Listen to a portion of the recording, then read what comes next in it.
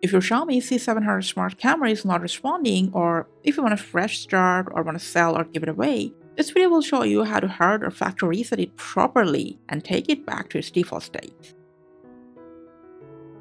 A resetting camera will not delete any data from your app or SD card storage, so don't worry about that.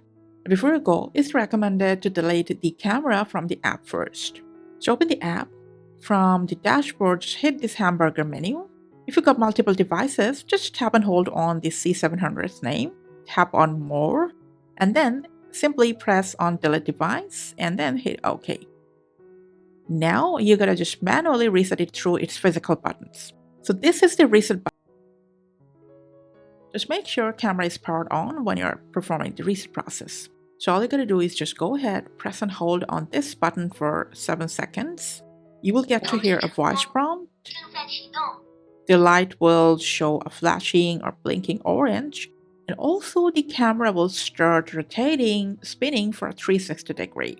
All this indicates that the reset is completed and it's in setup mode. So if you have reset the device for yourself, after that you can just go ahead, add the device, or you can reset up your camera once again. That's it. Thanks for watching.